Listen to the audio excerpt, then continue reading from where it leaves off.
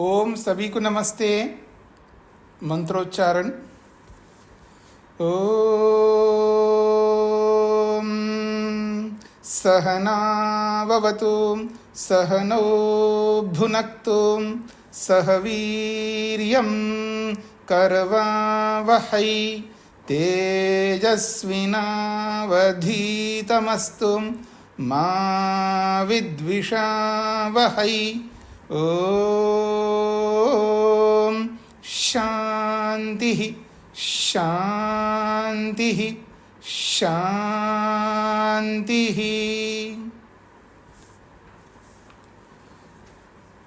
योग दर्शन की कक्षा संख्या 213 है। विभूतिपाद के 17वें सूत्र को लेकर के हम विचार कर रहे हैं। शब्दार्थ प्रत्ययानाम इतरेतर अध्यासात् संकरः तत् प्रविभाग संयमात् सर्वभूत ज्ञानम। शब्द अर्थ और उसके ज्ञान में एक दूसरे का संकर हो जाने से हमें ये नहीं पता लगता है शब्द क्या है, अर्थ क्या है और ज्ञान क्या है। तीनों का घुला मिला ही ज्ञान होता है। लेकिन तत्प्रविभाग संयमात्, उन तीनों में अलग अलग संयम करने से सर्वभूत ज्ञानम, समस्त प्राणियों के ध्वनियों का बोध, ज्ञान, विवेक हो जाता है। ये इसका अभिप्राय है। हाँ जी,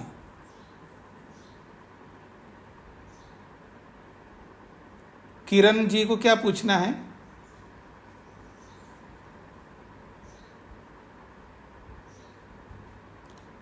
जी, तो आइए तीसरे अनुच्छेद से हमको समझना है।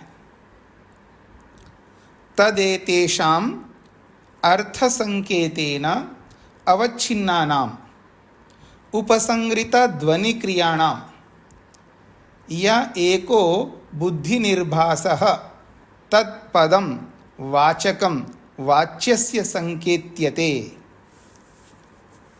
कहा जा रहा है तद एतेषाम, उन इन वर्णों के, अर्थ संकेतेन, अर्थ का संकेत करते हुए, अर्थ का संकेत के द्वारा, या अर्थ संकेतेन अवच्छिन्नानाम, अर्थ संकेत से युक्त, वो जो वर्ण हैं वो अर्थ के संकेत से युक्त होते हैं।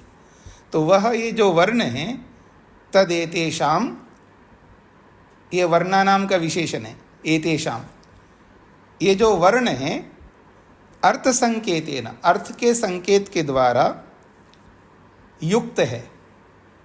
अवच्छिन्नानाम वर्णानाम, अर्थ संकेत से युक्त जो वर्ण है। अनुपरित अनुपसंहृत ध्वनि क्रियानाम, या नहीं, उपसंहृत ध्वनि क्रियानाम, ध्वनि जो निकल रही है, वर्णों के द्वारा जो ध्वनि निकल रही है वो उपसंहृत हो रही है, अर्थात ध्वनि रूप हट जाता है। तो उपसंहृत ध्वनि क्रियानाम, जो ध्वनि रूप जो क्रियाएं हैं जो उपसंहृत हो रहे हैं, अर्थात ध्वनि समाप्त हो रही है। तो ध्वनि के समाप्त होते ही यह एको बुद्धि, जो एक बुद्धि निर्भासः प्रकट होती है। कौन सी बुद्धि? एक बुद्धि। कौन सी बुद्धि प्रकट होती है? तत्पदम, वो पद के रूप में बुद्धि उत्पन्न होती है। और वो पद क्या है? वाचकम, वो वाचक होता है, वो नाम होता है, किसी न किसी का वो नाम होता है। और किसका होता है? वाच्यस्य, वो वाचक का, वाच्य का होता है, अर्थ का नाम होता है वो। तो वाच्यस्य संकेत्यते, वो वाच्य अर्थ को संकेत करता है वो पद।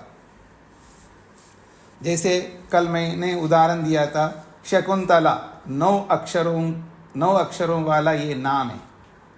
तो जो 9 अक्षर जब बोले जा रहे हैं तो अक्षर बोलते ही तो जो ध्वनि है वो समाप्त हो जाती है। एक एक अक्षर बोला जा रहा है और वो ध्वनि के रूप में वो अक्षर की अभिव्यक्ति होती है और ध्वनि समाप्त होती जाती है। लेकिन अंत में हम अपनी बुद्धि से क्या ग्रहण करते हैं? एक पद को ग्रहण करते हैं। इसी बात को यहाँ पर स्पष्ट किया जाता है कि तद एतेषाम अर्थ संकेतेन अवच्छिन्नानाम, अवच्छिन्न कहते युक्त को, जुड़े हुए को।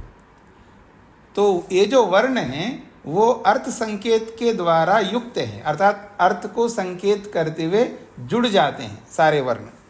और उपसंहृत ध्वनि क्रिया नाम, और जो ध्वनि के रूप में जो वर्ण प्रकट हो रहे हैं वो ध्वनि रूपी जो क्रिया है वो उपसंहृत हो रही है, अर्थात समाप्त होती जा रही है। जैसे वो समाप्त होती है तो यह एक बुद्धि निर्भासा, जो एक बुद्धि के रूप में, जो एकत्व के रूप में जो निर्भास प्रकट होता है, तत्पदम, उसको पद कहते हैं। और उसी पद को वाचकम, नाम कहते हैं। और वो किसका होता है? वाच्यस्य, किसी अर्थ का होता है। तो उस अर्थ को ये वाचक रूपी पद संकेत्यते, वो संकेत करता है।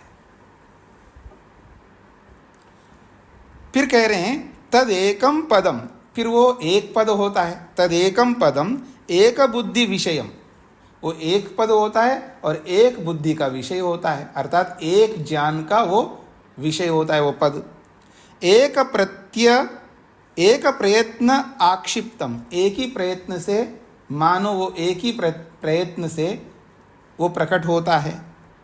अभागम, वो भाग रहित प्रकट होता है, जो पद जो है वो भाग रहित होता है, अर्थात अलग अलग अक्षरों के रूप में नहीं प्रकट हो रहा है ना हमको, एक पद के रूप में भाग रहित प्रकट हो रहा है। अक्रमम, बिना क्रम के प्रकट हो रहा है वो पद, शकुंतला। फिर कहा अवर्णम, वो वर्ण के रूप में नहीं प्रकट होता है वो पद, एक एक वर्ण के रूप में प्रकट नहीं होता है। बोद्धम, बोद्धम बुद्धि में होने वाला वो पद कहाँ होता है? बोद्धम, बुद्धि में होता है। पद की जो परिकल्पना कहाँ होती है? बुद्धि में होता है, यानी ज्ञान में होता है। अंत्यवर्ण प्रत्यय व्यापार उपस्थापितम, अंतिम वर्ण के बोलते ही अंतिम वर्ण के ज्ञान से वो उपस्थित होता है पद के रूप में। परत्र प्रतिपिपादयिषया, और उस पद को दूसरे को बताने की इच्छा से। हम किसी भी पद को बोलते हैं, जैसे शकुंतला, ऐसा जो पद मैंने बोला है तो किस लिए बोला है? तो किसी दूसरे को बताने के लिए, दूसरे को बताने की इच्छा से बोला है। तो इसलिए कह रहे हैं परत्र प्रतिपिपादयिषया, दूसरे को बताने की इच्छा से। वर्णै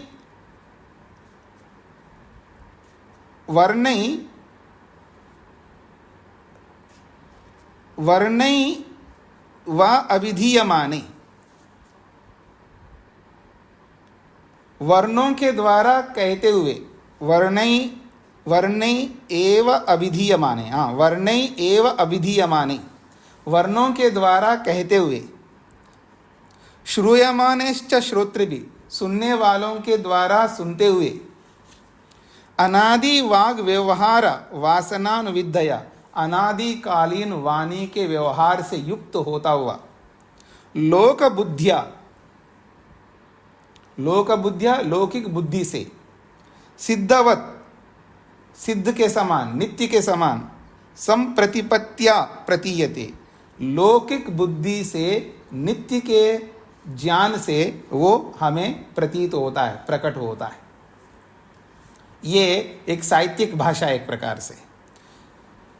यूँ एक बार हाँ जी मैंने बोला, आपको पद सुनाई दिया, इससे समझ में नहीं आएगा, उसका विश्लेषण करके बताया जा रहा है। वो पद ऐसे नहीं होता है। कैसे होता है वो पद? अनेक वर्ण युक्त होकर के ध्वनि रूप क्रिया के समाप्त हो जाने पर जो एक बुद्धि प्रकट होती है उसको पद कहते हैं। और वो पद नाम को कहते हैं, और वो नाम किसी अर्थ का होता है, इसलिए वो पद किसी अर्थ को संकेत करता है। उस स्थिति में तदेकम पदम, वो एक पद कहलाता है। एक बुद्धि विषयम, वो एक ही बुद्धि रूपी ज्ञान का विषय होता है। एक प्रयत्न आक्षिप्तम, एक ही प्रयत्न से प्रकट हुआ होता है। अभागम, वो भाग रहित होता है। अक्रमम, क्रम रहित होता है। अवर्णम, वर्णों से रहित होता है। कौन? वो पद। और श्रूयमान बोद्धम, और वो बुद्धि में होता है, ज्ञान में वो पद होता है। अंत्य वर्ण प्रत्यय व्यापार उपस्थापितम। अंतिम वर्ण के ज्ञान से, अंतिम वर्ण के ज्ञान के व्यवहार से वो उपस्थित होता है, प्रकट होता है वो पद। क्यों प्रकट होता है? परत्र प्रतिपिपादयिषया, दूसरे को बताने की इच्छा से वो प्रकट होता है। वर्णे एव अभिधीयमाने, वर्णों के द्वारा कहे जाते हुए या वर्णों के द्वारा कही जाते हुए, श्रूयमानेश्च श्रोतृभि, सुनने वालों के द्वारा सुनते हुए, अनादि वाग व्यवहार वासनानुविद्या, अनादिकालीन वाणी के व्यवहार से युक्त होता है वो पद। और लोक बुद्धिया, लौकिक बुद्धि से, सिद्धवत, वो मानो सिद्ध के समान, नित्य के समान, संप्रतिपत्या, ज्ञात होता हुआ, जाना जाता हुआ, प्रतीयते, प्रतीत होता है।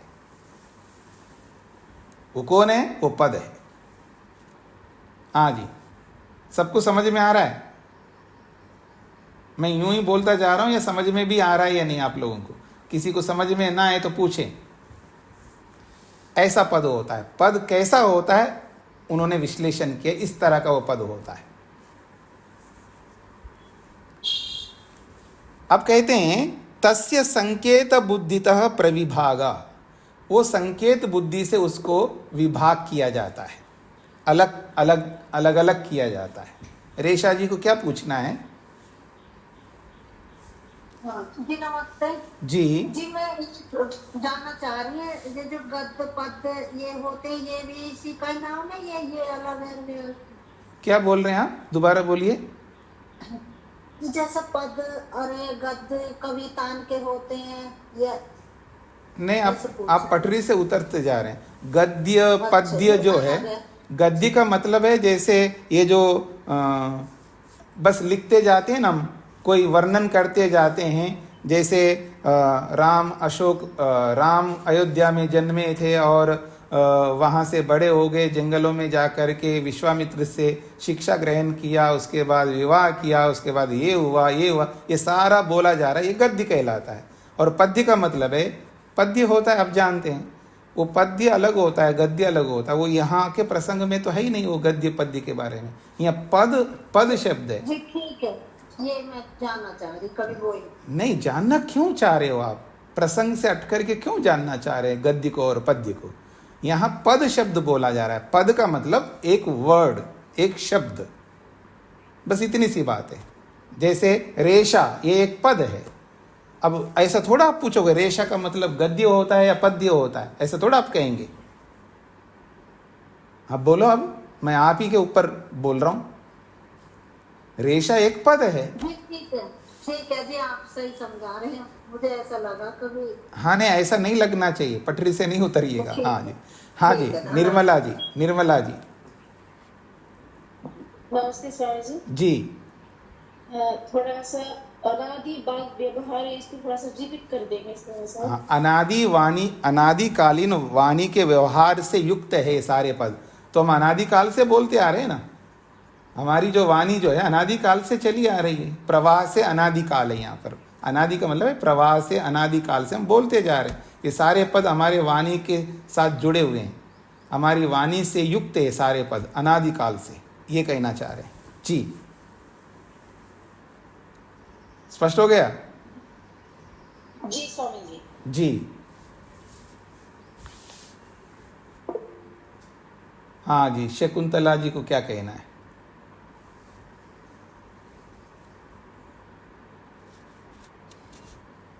स्वामी जी प्रणाम जी। ये शब्द है यहाँ, लोक बुद्धिया सिद्ध वत्सम प्रतिष्पत्या प्रतीयते। जी, लोक बुद्धि में लौकिक बुद्धि से, हमें जो शब्दों का बोध होता है लौकिक बुद्धि से होता है, लौकिक ज्ञान से होता है ना, लोक ज्ञान से। जी हमारे कुछ शब्दों का ज्ञान होता है। हाँ जी, उस मकान में वो आदमी बैठा है, उसको बुलाओ, ये कैसे पता लग रहा है आपको? लौकिक ज्ञान से पता लग रहा है। मकान किस कैसे पता लगा? लौकिक ज्ञान है, लोक में जैसा बोला जाता है उसको मकान बोला जाता है, उसको ये बोला जाता है, तो लौकिक ज्ञान से ही पता लगता है। लोक बुद्धि का मतलब लौकिक ज्ञान से। और सिद्ध, हाँ वो सभी समझा रहा हूँ, शांति रखिए, मैं एक एक को समझा रहा हूँ मैं आपको। सिद्धवत का मतलब सिद्ध के समान, नित्य के समान, मतलब ये पहले से ही है, नित्य का मतलब उधर इधर मत जाओ, इधर उधर मत जाइए, आत्मा नित्य उस तरह का मत जाइए। नित्य सिद्धवत, नित्य का मतलब है पहले से आ रहा है, सब लोग जानते हैं। मकान को मकान ही बोलता जा रहा है। कब से बोलते हैं बताओ, कब से बोलते हैं मकान को मकान? ये तो पहले से बोला जा रहा है। जब से हमने सुना है तब से मकान, आपसे पहले वो लोग भी मकान ही बोलते रहे। तो सिद्ध जैसा ही है ना मकान, तो ये इसलिए सिद्धवत, सिद्ध के समान है। मकान को मकान बोलते हैं, गाड़ी को गाड़ी बोलते हैं, भोजन को भोजन बोलते हैं, सिद्ध के समान है। और संप्रतिपत्या अच्छी प्रकार से ज्ञान होता है, अच्छी प्रकार से ज्ञान के द्वारा प्रतीयते, ये प्रतीत होता है, ये ऐसा ही होता है जी। नमस्कार जी जी। अब कह रहे हैं तस्य संकेत बुद्धितः प्रविभागा। तस्य उस पद को, जो पद अभी तक हमने समझा है, उस पद को संकेत बुद्धितः प्रविभागा, सांकेतिक बुद्धि से उसको प्रविभाग करते हैं, अर्थात अलग अलग करते हैं। कैसे अलग करते हैं? एतावताम एवं जातीयको अनुसंगारः एकस्य अर्थस्य वाचक इति। उसको सांकेतिक बुद्धि से कैसे विभाग करते हैं उस पद को? एतावताम, एतावताम इतने वर्ण हैं, और एवं जातीय का, इसी जाति वाले वर्ण हैं। जैसे श वर्ण है, अवर्ण है, शकुंतला में 9 वर्ण है, तो एतावताम इतने वर्ण हैं। एवं जातीय का, इसी जाति वाले वर्ण हैं। उसमें है ना शत्व, अत्व, कत्व, उत्व, ये सब जाति है ना। अत्व, अत्व का मतलब आकार, आकार तो व्यक्ति है, लेकिन अत्व जाति है। आकार समाप्त होता है बोल करके, फिर अत्व समाप्त नहीं होता है, कत्व समाप्त नहीं होता है। समझ में आ रहा है आप सबको? अत्व, कत्व, जैसे आप बोलते हैं ना गोत्व, अश्वत्व, अश्व तो समाप्त होता है, अश्वत्व समाप्त नहीं होता है। गाय समाप्त होता है, गोत्व समाप्त नहीं होता है। मनुष्य समाप्त होता है, मनुष्यत्व समाप्त नहीं होता है। तो ऐसे ही सारे वर्ण समाप्त होते हैं, जैसे बोलते ही समाप्त हो जाएंगे, लेकिन उसका अत्व, कत्व ये समाप्त नहीं होते। तो एतावताम इतने प्रकार के वर्ण, और एवं जातीय का, इस जाति वाले ये वर्ण, अनुसंहारा, इन सब को मिलाने पर एकस्य अर्थस्य वाचका, एक अर्थ का वो वाचक बनता है, वो पद एक अर्थ को कहने वाला बनता है। इति, ऐसा समझना चाहिए। जब विभाग करते हैं तो ऐसा समझ में आता है। इस शकुंतला में 9 अक्षर हैं, इतने अक्षर हैं, और इस जाति के अक्षर हैं, और इतने जाति के अक्षरों को मिलाएंगे तो ये सब अक्षर मिलकर के एक पद बनता है, और ये पद एकस्य अर्थस्य वाचका, एक अर्थ को कहने वाला होता है। समाप्त। ये विभाग करने से ऐसा पता लगता है। आगे बढ़ते हैं जी। संकेतस्तु पद पदार्थयो इतरेतर अध्यास रूपः स्मृत्यात्मक।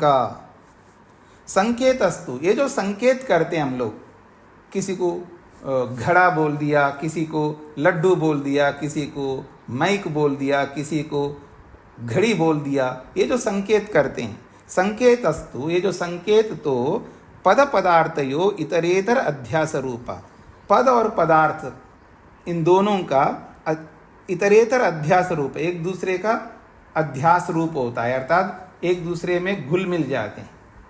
कोई पद बोलना चाहता है तो आप उसका अर्थ लेते हैं, कोई अर्थ बोलना चाहता है तो आप पद लेते हैं। मैं बोलूंगा नींबू, तो अब मैंने नींबू जो बोला है, तो आप में से कोई उस नींबू शब्द को लेकर, इन्होंने शब्द बोला है ऐसा आप समझेंगे। कोई आप में से समझेंगे ये नींबू रूपी जो वस्तु है, जिसको गर्मियों में पानी में डाल करके शरबत के रूप में पीते हैं, वो जो अर्थ है, वो कोई अर्थ लेगा उसका, नींबू शब्द का कोई शब्द लेगा। ठीक है ना, पद और पदार्थ। तो संकेतस्तु, ये जो संकेत हम करते हैं, तो पद पदार्थयो इतरेतर अध्यास रूपा, पद और पदार्थ इन दोनों में एक दूसरे का अध्यास होता है, घुलना मिलना होता है। और ये जो घुल मिल करके जो होता है वो स्मृत्यात्मक, वो स्मृति में होता है, स्मृति में मिलता है, घुल मिल जाता है। बाहर थोड़ा घुल मिलता है, हाँ जी, जब आप बोलते हैं नींबू तो बाहर तो कोई मिलता नहीं है। वो नींबू जो शब्द है जो मैंने बोला है वो बाहर नींबू रूपी अर्थ के साथ वो शब्द जाकर के घुल मिलता थोड़ा है। लड्डू बोलते हैं तो लड्डू और लड्डू रूपी पदार्थ, लड्डू शब्द और लड्डू रूपी पदार्थ दोनों घुल मिल थोड़े जाते हैं। कहाँ घुलते मिलते हैं? हमारी स्मृति में। इसलिए कह रहे स्मृत्यात्मक, ये स्मृति रूप होता है। पद और पदार्थ का जो इतरेतर अध्यास जो है वो स्मृत्यात्मक होता है, यानी स्मृति में घुलता मिलता है। वास्तव में होता है यो अयम शब्द सोयम अर्थ। और कैसे कैसे घुल मिल जाता है मन के अंदर? यो अयम शब्द, जो ये शब्द है, सोयम अर्थ, जिसको जो शब्द है वही अर्थ है। और यो अर्थ सोयम शब्द, जो अर्थ है वो शब्द है। ऐसा घुल मिल जाता है हमारी स्मृति में। एवं इतरेतर अध्यास रूपा संकेतो भवती थी। इस प्रकार से एक दूसरे में घुल मिल करके हम संकेत करते हैं, यानी शब्द और अर्थ को घुला मिला करके संकेत करते हैं। ये बात समझ में आ रही है? किसी को नहीं आए तो तुरंत पूछना है। मैं ये अब आगे, हाँ जी समझ में आ गया, जिसको समझ में नहीं आए तो पूछिएगा। ये मैं क्यों बोलूँ आपको? आप खुद पूछिएगा, मैं बोलूँगा नहीं आगे। जिनको समझ में नहीं है वो खुद पूछे।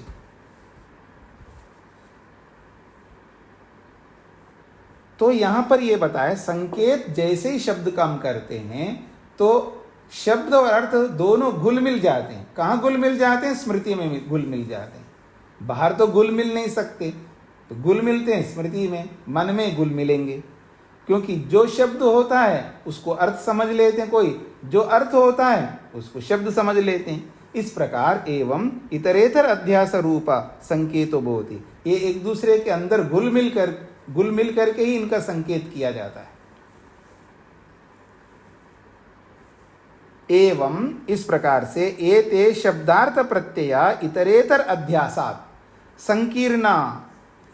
एवं एते इस प्रकार से ये दो शब्दार्थ प्रत्यया, ये दो नहीं ये तीनों, एवं एते शब्दार्थ प्रत्यया, एवं इस प्रकार से एते ये तीनों शब्द अर्थ और ज्ञान इतरेतर अध्यासात एक दूसरे के अंदर घुल मिल जाने के कारण से संकीर्णा, ये संकीर्ण हो जाते हैं, यानी संक्रमित हो जाते हैं।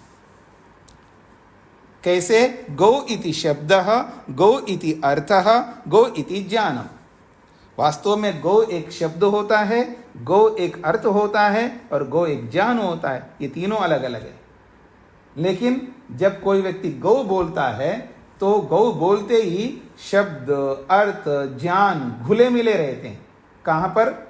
हमारी स्मृति में। यह एषां प्रविभागज्ञः स सर्वविद, यह जो कोई भी व्यक्ति हम में से एषां इन तीनों का प्रविभागा अलग अलग करता है, और जो इन तीनों को अलग अलग करने वाले को प्रविभागज्ञ कहते हैं। प्रविभाग का मतलब है प्रविभागा का मतलब है इन तीनों को अलग करना, और साथ में ज्या जोड़ दिया, ज्या यानी इन तीनों को अलग करने वाला। तो प्रविभागज्ञः इन तीनों को अलग करने वाला। यह एषां प्रविभागज्ञः जो इन तीनों को अलग अलग करने वाला है, जो अलग अलग करके समझने वाला है, सह ऐसा व्यक्ति सर्वविद सबको जानने वाला होता है। वो सर्वविद होता है यानी सबको जानने वाला है। हाँ जी विष्णु जी, सबको किन सबको जानने वाला है?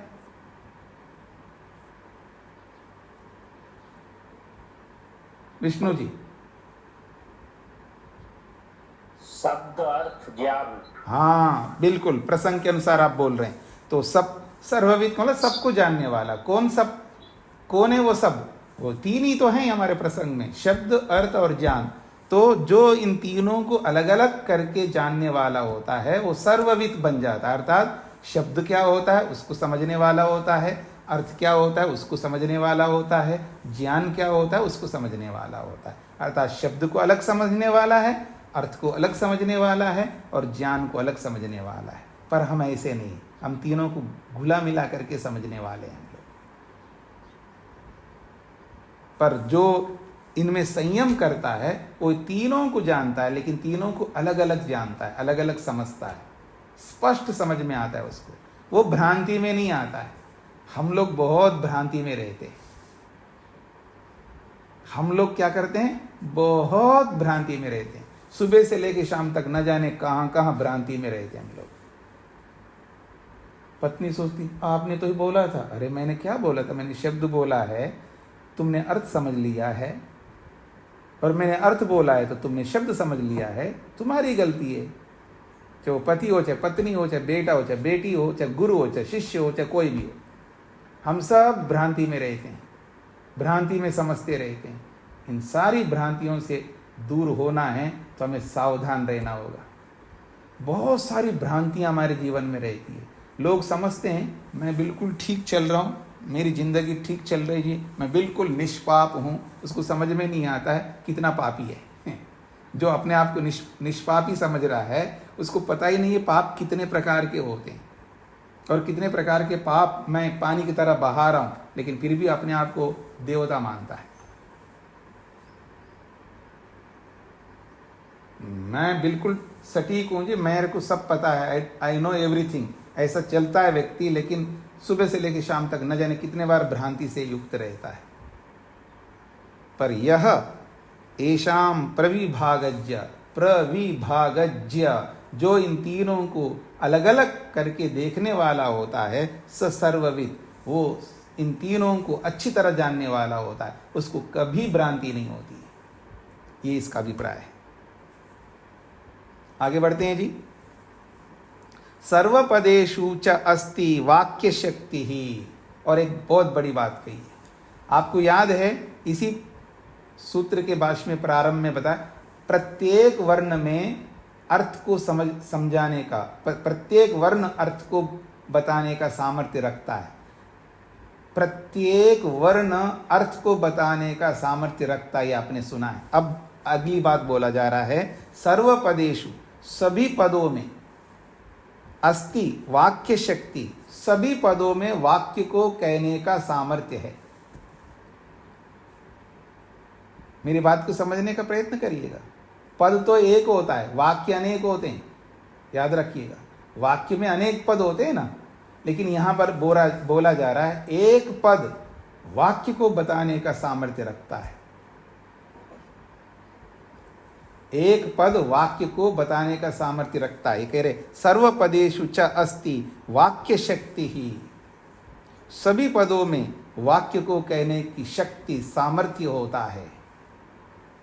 उदाहरण दिया, वृक्ष इति उक्ते अस्ति इति गम्यते। किसी ने बोला वृक्षः, वृक्षः ये एक पद है, लेकिन इस एक पद को बोलते ही इस एक पद में एक वाक्य का सामर्थ्य है, एक वाक्य को कह सकता है ये वृक्षा शब्द। आप में से कौन बताएंगे वाक्य की समाप्ति कब होती है?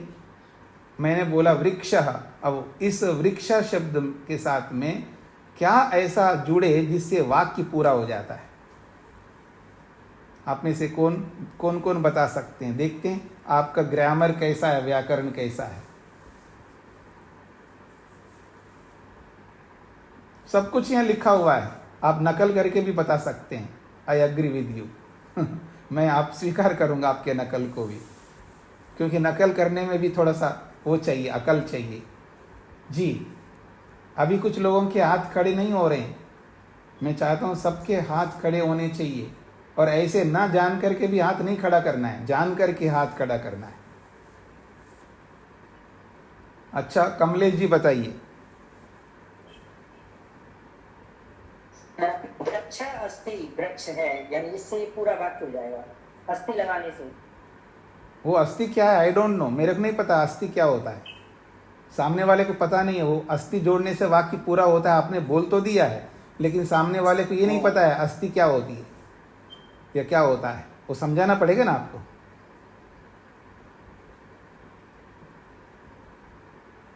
आपने बोला है, सही बोला है, लेकिन सामने वाले को समझ में आना चाहिए ना आपका बोला हुआ वाक्य। आप क्या बोलना चाहते हैं, बोलने का उद्देश्य होता है सामने वाले को समझ में आ जाए। हाँ जी, नीलम जी बोलिए। ओम नमस्ते स्वामी जी। क्रिया आएगी। अपना पूरी बात रखिएगा, केवल एक शब्द बोल के नहीं रुक सकते आप, बताना भी आना चाहिए ना हम लोगों को। हाँ जी, जैसे जैसे वृक्षा अस्थि, तो अस्थि क्रिया है तो उसमें क्रिया जोड़ देंगे। आप बोल रहे हो लेकिन आप अभिव्यक्ति कीजिए ना, आप अभिव्यक्त नहीं कर रहे हैं। आप बता तो रहे हैं, आप जैसे कमलेश जी ने भी बताया, आप भी बता रहे हो, लेकिन आपकी अभिव्यक्ति नहीं है, वो एक्सप्लेन नहीं कर पा रही हैं। अभिव्यक्त भी करना होगा ना आपको। प्रथम पुरुष में ऐसे बोल सकते हैं स्वामी। नहीं नहीं नहीं नहीं, अब आपका टर्न हो गया समाप्त, अब बीच में नहीं बोल सकते। जी जी, क्रिया स्थिति।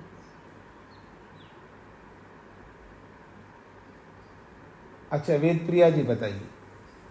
आप दोनों ने बोला है, मैं नहीं मना नहीं कर रहा हूँ, आप गलत बोल रहे हैं, लेकिन किसी में अभिव्यक्ति नहीं है, कोई एक्सप्लेन नहीं कर पा रहे। हाँ जी, स्वामी जी इसमें पढ़ के तो मुझे समझ में आया कि उसकी सत्ता है, वृक्ष खाली वृक्ष बोलने से ये पता चलता है कि उसकी सत्ता है। नहीं, ये तो बहुत सिंपल सी बात मैंने आपके सामने रखी है। चलिए अल्पना जी बताएंगे, सुनिएगा सब लोग। नमस्ते स्वामी जी। जी, स्वामी जी इसमें आख्यातिक और प्रातिपदिक दोनों हैं जब हम वृक्ष अस्थि कह रहे हैं तो। देखिए सामने वाले को आख्यातिक नहीं समझ में आता है, आपको हर व्यक्ति को समझ। मतलब संज्ञा हो गया और प्रातिपदिक मतलब उसमें क्रियापद है। आप उल्टा क्यों बोल रहे हो? आप उल्टा बोल दिया। हाँ जी। प्रातिपदिक संज्ञा पद हो गया और आख्यातिक उसमें क्रियापद है। ठीक है, तो उससे वाक्य पूरा होता है जब उसमें हम क्रियापद जोड़ते हैं, उसके बिना वो समझ में नहीं आता केवल वृक्ष कह देने से। जी आपने बोला है, लेकिन सबको अभी समझ में नहीं आया। आपकी अभिव्यक्ति में थोड़ी सी अभी कमी है। आपने बोला है लेकिन अभिव्यक्ति अभी परफेक्ट नहीं है। तेज नारायण जी।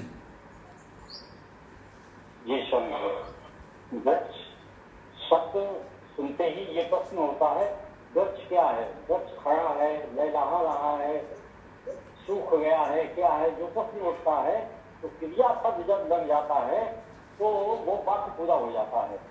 वृक्ष के साथ में क्रियापद लगेगा, अस्थि खड़ा है, खड़ा है, जो भी है, जब क्रियापद उसके साथ लग जाएगा तो वाक्य पूरा हो जाता है। जी जी, हाँ आपने सभी ने, अल्पना जी ने भी बोल दिया, तेज नारायण जी भी बोला है, सब ने बोला है, सबको समझ में आ जाए इन लोगों ने जो बोला है। अब सब हाथ हटा लीजिएगा, अपने अपने हाथ हटा लीजिएगा। अब इन लोगों ने जो भी बोला है, जिनको समझ में नहीं आए वो हाथ खड़ा करेंगे। इन सब के बोलने के बाद भी किसी को समझ में नहीं आए वो हाथ खड़ा करेंगे, जिनको समझ में नहीं आया। अच्छा, बहुत सारे लोगों के हाथ खड़े हो रहे हैं जिनको समझ में नहीं आया। अरे बाप रे, कमाल है। हाँ जी, अब हाथ हटा लीजिएगा। इतना सब कुछ बताने के बाद भी आपको समझ में नहीं आ रहा है, कमाल है।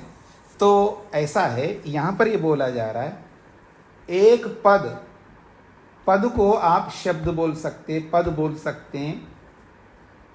तो जो एक पद है वो एक पद में ये एबिलिटी, ये सामर्थ्य है कि वो पूरे वाक्य को कहता है। तो उस एक पद वाक्य को कहता है, ये सामर्थ्य है।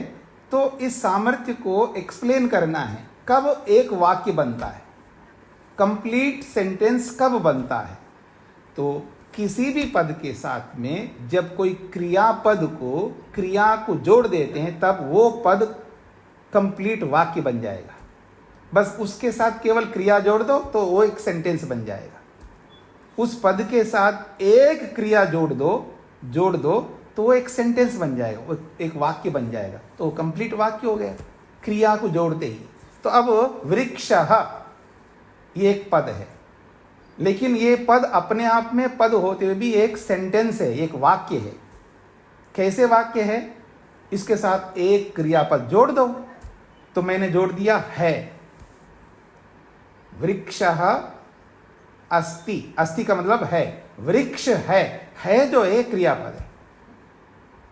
अब ये वाक्य बन गया, वृक्ष है, और उसका एक्सटेंशन आप कितना ही कर सकते, कहाँ है, कहाँ पर है, कैसे पता लग रहा है, वो एक्सटेंशन आप करो। आंखों के द्वारा पता लग रहा है, फलाना जगह पर है, वो एक्सटेंशन करते जाओ, आप कितना ही करते जाओ, लेकिन कंप्लीट वाक्य हो गया, वृक्ष है, पेड़ है। अब केवल पेड़ बोलते ही वो अपने आप में उसके अंदर ये सामर्थ्य है कि वो एक कंप्लीट सेंटेंस है, एक कंप्लीट वाक्य है। वो जो है वो अंडरस्टूड है, वो अंतर्निहित है, उसको बोलने की जरूरत नहीं है, वो अपने आप समझ में आता है। वृक्ष का मतलब है या नहीं है या समाप्त हो गए, ये समझ में आ जाता है। इनमें से कोई एक क्रिया आप जोड़ सकते हैं, वृक्ष है या था या होगा, या कोई भी एक क्रियापद जोड़ सकते हैं। ये जरूरी नहीं है कि है ही जोड़ना है। वृक्षः भविष्यति, वृक्षः अभवत, भूत में भी ले जा सकते हो, भविष्य में भी ले जा सकते हो, वर्तमान में भी ले जा सकते हो। कोई भी भूतकालिक क्रिया जोड़ो या वर्तमान कालिक क्रिया जोड़ो या भविष्यकालिक क्रिया जोड़ दो तो भी वो वाक्य बन जाएगा। एक क्रियापद, एक पद में एक क्रियापद को जोड़ते ही वो वाक्य बन जाएगा। लेकिन उस क्रियापद को जोड़ने की जरूरत नहीं है, बिना जोड़े ही वो अपने आप में सेंटेंस है। ये यहाँ पर बताया जा रहा है। कैसे अपने आप सेंटेंस है? क्योंकि वो क्रियापद अपने आप जुड़ जाता है, उसको जोड़ने की जरूरत नहीं होती है। ये प्रसंग के अनुसार उस क्रियापद को हमें समझना होता है, उसको लिखना नहीं, लिखने की भी आवश्यकता नहीं है, बोलने की भी कोई आवश्यकता नहीं है, आपको समझने की आवश्यकता है। किसी ने वृक्षः बोला है तो वृक्ष है बोलना चाहता है ये, या वृक्ष था बोलना चाहता है, या वृक्ष होगा बोलना चाहता है, ये प्रसंग से अपने आप आपको समझ में आ जाएगा। बस जो बोलना था मैंने बोल दिया आपको।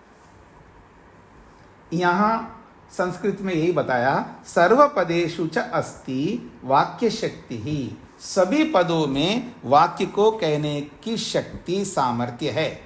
अब उदाहरण दिया, उदाहरण है वृक्षः इति उक्ते, वृक्षः ऐसा कहने पर, अस्ति इति गम्यते, वृक्ष है ऐसा जाना जाता है, या वृक्ष था ऐसा जाना जाता है, या वृक्ष होगा ऐसा जाना जाता है। यहाँ अस्ति वर्तमान काल का बोला है, अब इस अस्ति के स्थान पे आसीत जोड़ो, वृक्षः आसीत तो भूतकाल हो जाएगा, वृक्षः भविष्यति ऐसा जोड़ो तो भविष्यत काल में चला जाएगा।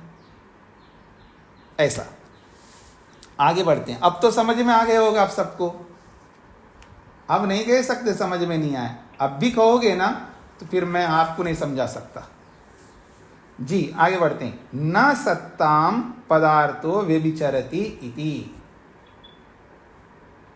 पदार्थः ये जो वस्तु है, जो चीज है, वो सत्ताम न व्यभिचरति, वो अपने अस्तित्व को नहीं छोड़ती है। अगर किसी को आप वस्तु कह रहे हो, वस्तु तभी होगी जब वो अपनी सत्ता से युक्त होगी।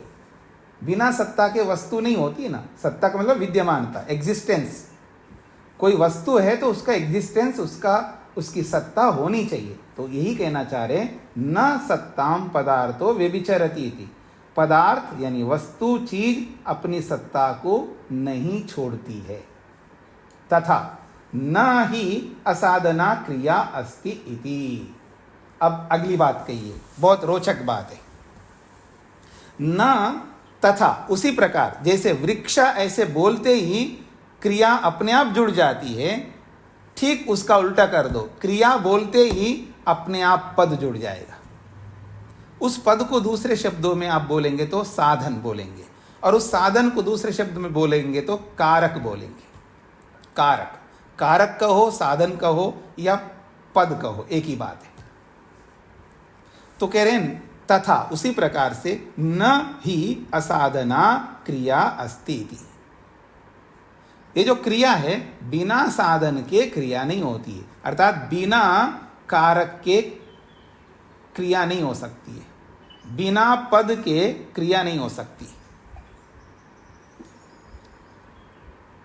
ये समझ लीजिएगा, किसी ने कहा है, ये है जो है ना, बिना अब पद को मैं संज्ञावाची शब्द बोलूंगा। संज्ञावाची शब्द या संज्ञावाची पद, बिना संज्ञावाची पद के क्रिया नहीं हो सकती। अगर क्रिया है तो कोई ना कोई संज्ञावाची शब्द भी होगा ही, क्योंकि क्रिया अगर है, जब कोई बोल रहा है अस्ति, पठति, लिखति, गच्छति, ये सब क्रियापद हैं। पठति, लिखति, गच्छति, चलति, खादति, ये सब क्रियापद है। ये क्रियापद बोले जा रहे हैं, इसका मतलब संज्ञा पद हैं तभी तो बोले जा रहे हैं। और संज्ञावाची पद ना हो तो एक क्रियापद बोल नहीं सकते आप। तो इसलिए कह रहे हैं बिना साधन के क्रियापद नहीं हुआ करती है। क्रिया नहीं हुआ करती है बिना साधन। या साधन का मतलब है संज्ञावाची शब्द, कारक। उस संज्ञावाची शब्द को कारक कहते हैं। सभी को समझ में आ गए जी? हाँ जी, आगे बढ़ते हैं। तथा च, और एक बात कही जा रही है, तथा च पचति इति उक्ते सर्वकारकानाम आक्षेपो। कहते हैं तथा च, इसी प्रकार से पचति इति उक्ते सर्वकारकानाम आक्षेपः। किसी ने ये उदाहरण दिया है पचति। पचति का मतलब है पकाता है। पकाने की क्रिया चल रही है तो पचति कहेंगे। तो पचति का मतलब पकाता है। तो कोई व्यक्ति पचति ऐसा कहता है तो ऐसे कहने मात्र से सर्व कारकानाम आक्षेप, सभी कारक आ जाते हैं वहां पर, अपने आप आ जाएंगे सब कारक। सब कारक समझते क्या होता है? सब कारक होते हैं कर्ता कारक, कर्म कारक, करण कारक, संप्रदान कारक, अपादान कारक, अधिकरण कारक, ऐसे सारे कारक हैं। तो केवल एक क्रिया आप बोलते ही सारे कारक अपने आप आ जाएंगे। यानी जितने भी कारक होते हैं वो सारे कारक वहां अपने आप लागू हो जाएंगे, बिना बोले ही सब आ जाएंगे वहां पर। अब सब आ जाएंगे तो सबको जोड़ना जरूरी है? नहीं, जहां जैसा प्रसंग है उसको वहां जोड़ेंगे हम। समझ में आ रहा है ना? देखिए, अगर वहां कर्ता की आवश्यकता है तो आप बोलेंगे रामः पचति, राम पका रहा है। अगर कर्ता को नहीं बोलना है, ओदनम पचति, चावल को पका रहा है। पचति, अग्निना पचति, ईंधन के द्वारा पका रहा है। तो करण भी आ गया, कर्म भी आ गया, कर्ता भी आ गया। किसके लिए पचति? नीलिमा के लिए पचति, नीलिमा के लिए पका रहा है। समझ में आ रहा है आप लोग? तो संप्रदान भी आ जाएगा।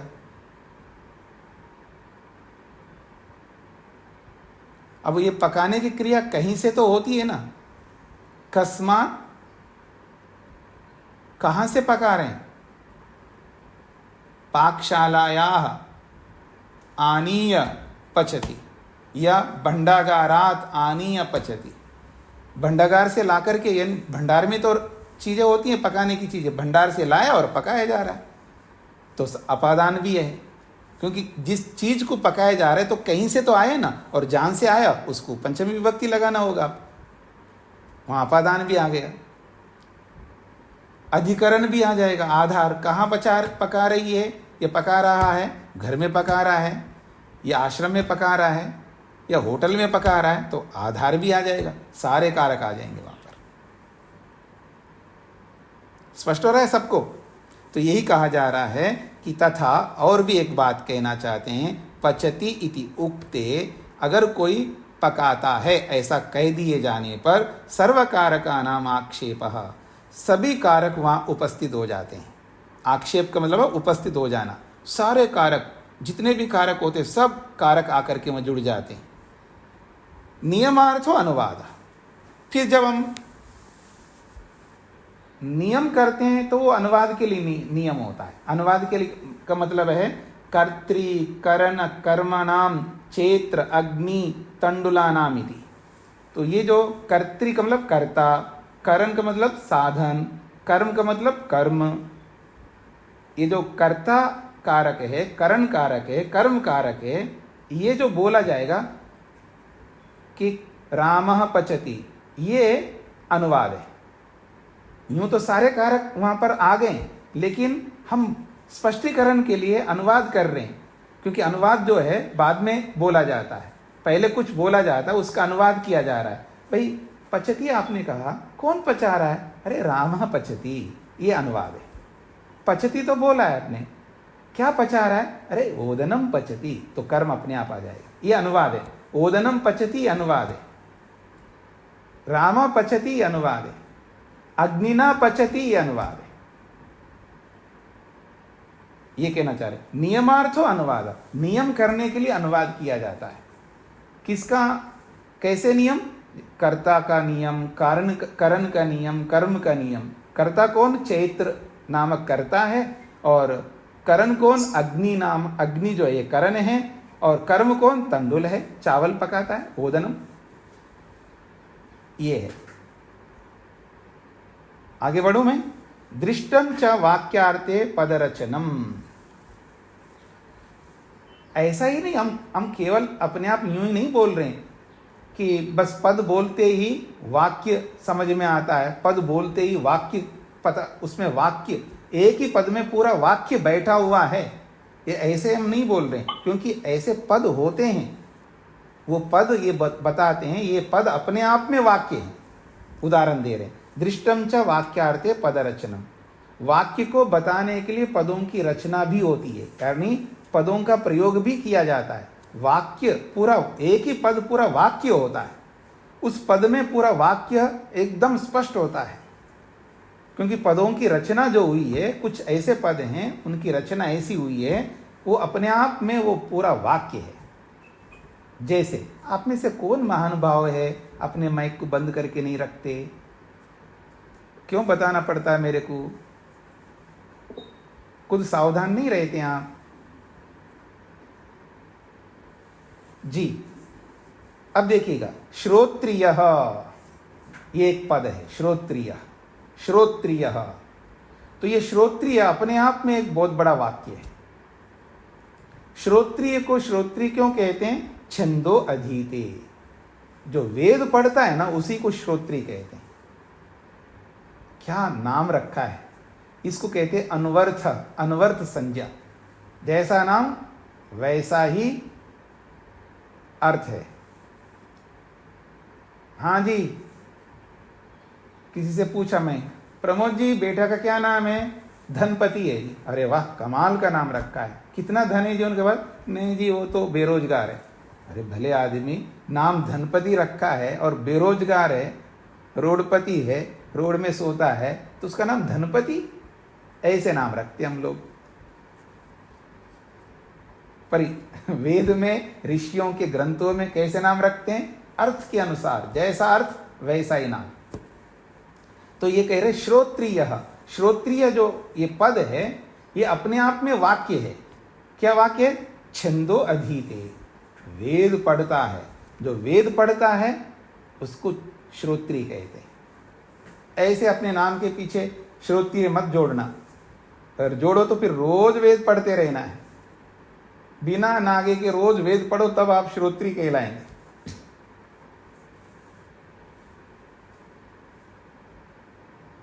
ये एक वाक्य, श्रोत्रिय अपने आप में एक वाक्य है। तो श्रोत्रिय पद की जो रचना है वो वाक्य के लिए की गई है। ऐसे एक दूसरा पद बताए, जीवती। ये डॉक्टर साहब का विषय आ गया, जीवती। जीवती का मतलब, जीवती एक क्रियापद है, क्रियापद है जीवती, लेकिन ये अपने आप में ये वाक्य है। जीवती का मतलब प्राणान धारयति, प्राणों को धारण करने वाले को ही तो जीवती कहेंगे। जीवती का मतलब है जीवित है, जीवती।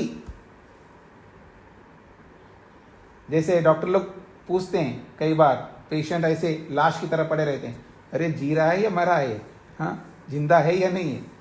तो दूसरा मतलब कंपाउंडर से पूछे, डॉक्टर साहब जीवती? तो उत्तर देगा ओम, ओम श्रीमन, हाँ जीवती। तो जीवती का मतलब है प्राणान धारयति, प्राणों को धारण कर रहा है। जो प्राणों को धारण करता है वही तो जीवित रहता है।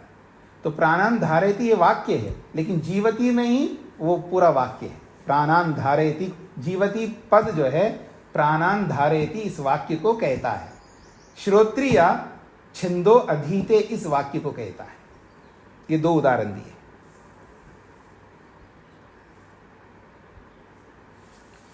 आगे बढ़ते हैं। तत्र वाक्ये पदार्थ अभिव्यक्ति ही, तत्र वाक्ये पदार्थ अभिव्यक्ति ही ततः पदम प्रविभज्य व्याकरणीयम क्रियावाचकम व कारकवाचकम व। तो कह रहे हैं तत्र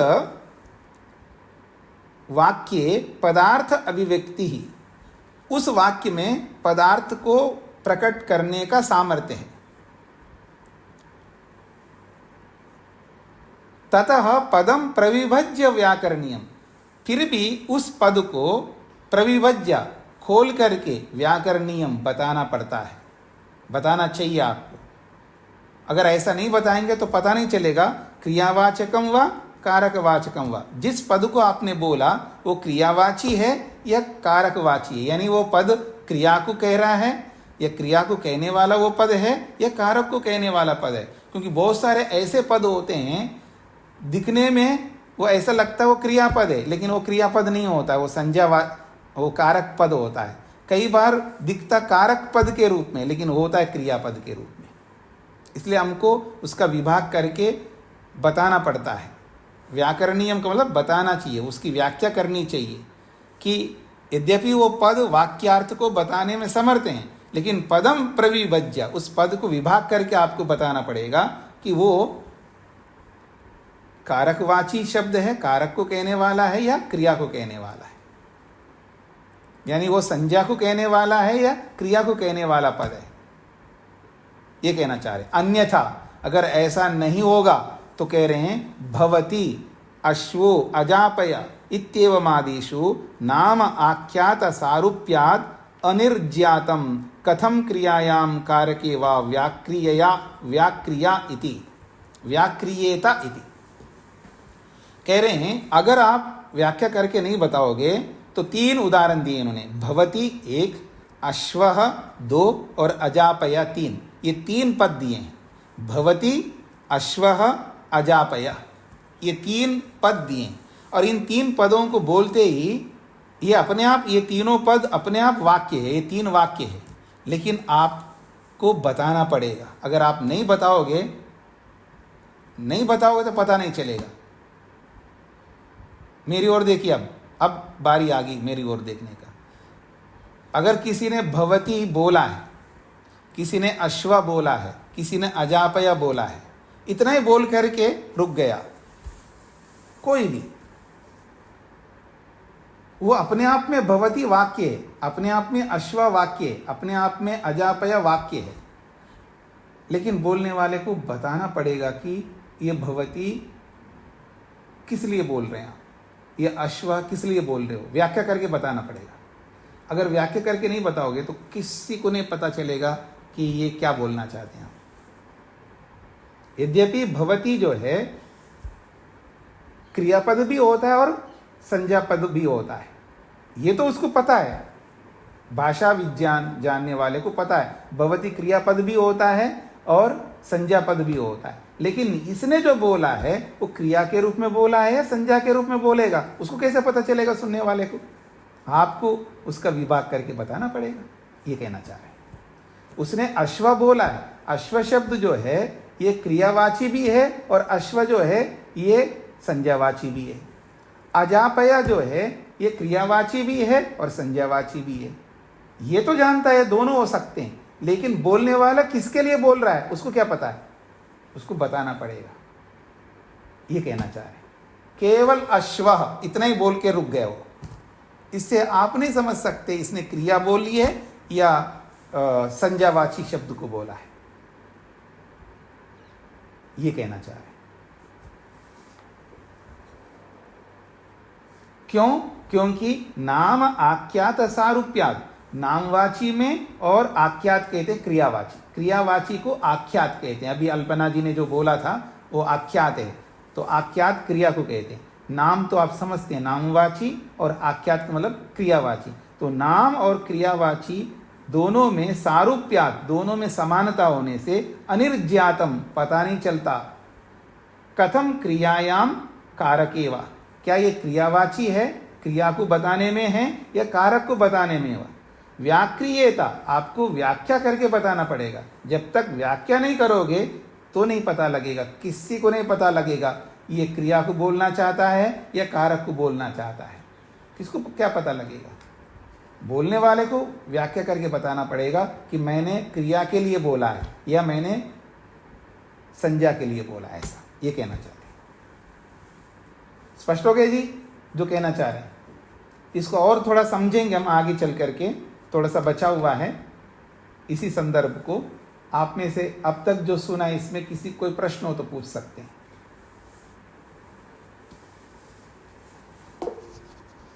हाँ जी शकुंतला जी। स्वामी जी प्रणाम जी। अभी जो आपने 2-3 लाइनें पढ़ी, इनका अर्थ भी साथ साथ बता दीजिए कि 3-3 वाक्य बोले गए तो उनका क्या क्या बना, संज्ञा में और क्रिया में? किसका? ये एक अश्व है, एक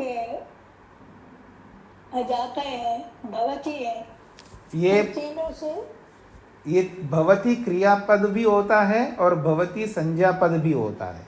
अश्व क्रियापद भी होता है, संज्ञा पद भी होता है, और अजापया क्रियापद भी होता है और संज्ञा पद भी होता है। ये तो आपने पहले बताया है, तो इससे वाक्य कैसे बना? अच्छा, इसे वाक्य कैसे ना, ये वाक्य को बताने में सामर्थ्य है इसमें, इनमें, ये कहना चाहते हैं जी। आपको ये समझना, ये भवती कब कब क्रियापद होता है, कब संज्ञा पद होता है, ये पूछना आप चाहते हैं, ये पूछना चाहते हैं ना? जी जी, कैसे बनता है?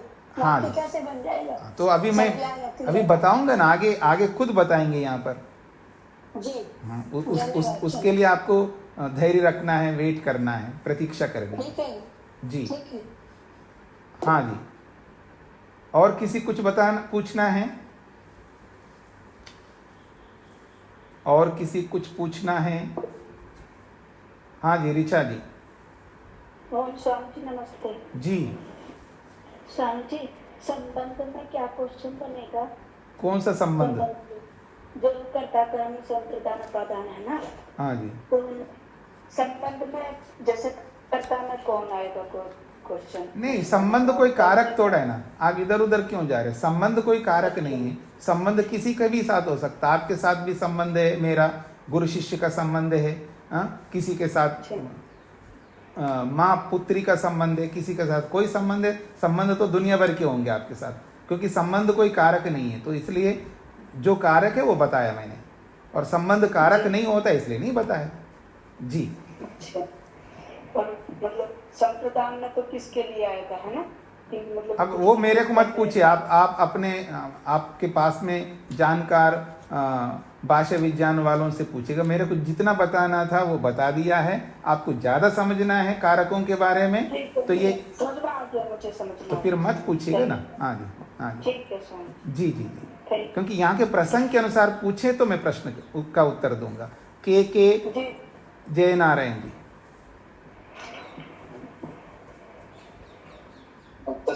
जी, शब्द अर्थ ज्ञान, शब्द अर्थ ज्ञान के संविधान समाधि से कुछ संबंध है? फिर दोबारा बोलिए। संविधान समाधि में शब्द अर्थ ज्ञान के बोलते हैं ना? हाँ जी, हाँ जी, वो इससे कुछ संबंध है? वो नहीं, वो संबंध का मतलब शब्द अर्थ ज्ञान इतने रूप में देखेंगे तो संबंध है, लेकिन वैसा कोई संबंध नहीं। वैसा कोई संबंध नहीं है। यहाँ पर तो केवल इतना ही बताया जा रहा है, शब्द अलग होता है, अर्थ अलग होता है और ज्ञान अलग होता है। लेकिन हमको जब हम सुनते हैं तो तीनों का घुला मिला स्वरूप समझ में आता है, ये बताया जा रहा है। और वहाँ संप्रज्ञा समाधि में घुला मिला भी प्रत्यक्ष होता है, अलग अलग भी प्रत्यक्ष होता है, वो अलग प्रसंग है जी। तो समय पूरा हो गया, मैं इसको यहीं पर विराम देता हूँ। अच्छी तरह पढ़ करके आइए, समझ करके आइए, बहुत महत्वपूर्ण विषय है, क्योंकि शब्द विद्या को भी थोड़ा आपको अच्छी तरह समझना होगा। मुक्ति को ऐसे ही कोई नहीं प्राप्त कर सकता, उसको जो जो विद्याएं यहाँ पर बताई जा रही है उन विद्याओं को भी हमें समझना चाहिए। बस इतना है। क्योंकि ये जो यहाँ पर शब्द विद्या को लेकर के इस सूत्र में बहुत सारी बातें बताई है, ये सारी बातों को आपको अच्छी तरह समझना होगा। ये नहीं समझोगे तो आगे गति करना बड़ा मुश्किल हो जाएगा, ये भी आप समझ लीजिएगा। तो ये सब एक बार नहीं, आप लाख बार इनको पढ़िए, समझिए और बुद्धि में बिठाइए, ताकि आगे सरलता हो जाएगी। ओम शांति शांति शांति।